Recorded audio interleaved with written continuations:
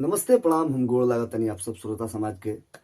और आज भोजपुरी इंडस्ट्री खातिर बहुत ही बड़ा खुशखबरी बा कि आज आदरणीय भोजपुरी के आन बान शान श्री पवन सिंह भैया और ज्योति भाभी के मिले के खबर आ रहल बा। तो ई खबर हम बता दिहल चाहतानी कि ई खबर कहाँ तक सच बा। तो हम बता पहले तो बहुत लोग के झटका भी लगी कि लो ई का भइल, कैसे हो गइल, मतलब ऐसन ऐसन बयानबाजी चलत रहे। बहुत लोग चाहत रहे कि हम पवन भैया के लाइफ में आ जाई, हमारा से पवन भैया मतलब शादी कर लेस। तो ओह लोग के बहुत बड़ा झटका लागी कि अरे बाप रे ई कौन। तो ई भोजपुरी खातिर सरप्राइज बा।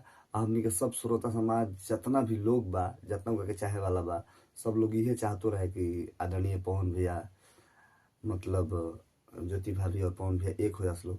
तो हम बता दिया चाहतानी कि आज शाम के यानी कि आज रात में ज्योति भाभी लखनऊ गई रही और भैया भाभी मिलल वालो।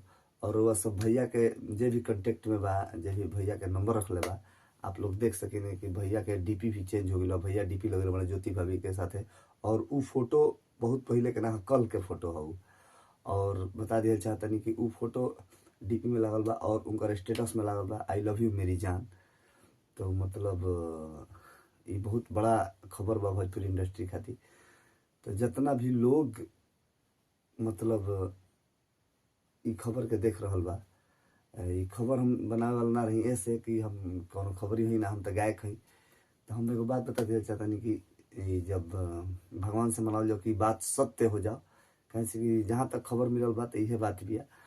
तो कैसे रात भर हमने के कॉन्फ्रेंस पे कुछ लोग जुड़ल रहे वो टीम से और बात भी होत रहे। तब रात भर सब लोग जश्न मनैले बा। तो हम बता दिया चाहतनी कि ज्योति भाभी और पवन भैया एक हो गइल वालो। और मतलब पूरा 100% नहीं खे, लेकिन हाँ 80% बा कि एक हो गइल वालो।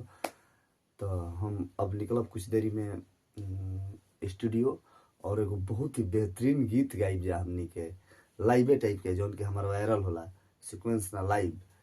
और आप लोग के बस आशीर्वाद प्यार बनल रहो। और वो गीत एह पेज पे भी छूटी और वो गीत मुकुल सिंह ऑफिशियल पे भी छूटी। कैसे कि बहुत ही बढ़िया, अब एक से बढ़िया भोजपुरी इंडस्ट्री खातिर कुछ खबरी ना हो सकेला। तो पवन भैया और ज्योति भाभी के जो मिले के आसार रहे, जो सब लोग आसरा लगैले रहे, वो बहुत अब नज़दीक दिख रहा बा। कैसे कि पवन भैया के डीपी आप लोग देखी, पवन भैया के डीपी में ज्योति भाभी और पवन भैया के फोटो लागल बा। और ऐसे वो कुछ डीपी ना लगावेले, जब कुछ रहेला तबे लगावेले। तो कुछ ना कुछ बात बा। और स्टेटस भी लगेले बड़ा आई लव यू मेरी जान। तो ऐसे मतलब अनुमान एगो लागता कि ना, अब लागता कि पवन भैया ज्योति भाभी एक हो जाइलो। तो दिल से आभार पवन भैया और ज्योति भाभी दोनों आदमी को बहुत बहुत बहुत बहुत बधाई। हमने को पूरा भोजपुरी समाज के तरफ से रोज के बधाई कि ई जोड़ी आजीवन बनल रहो। और हमने की यह चाहत रही जा।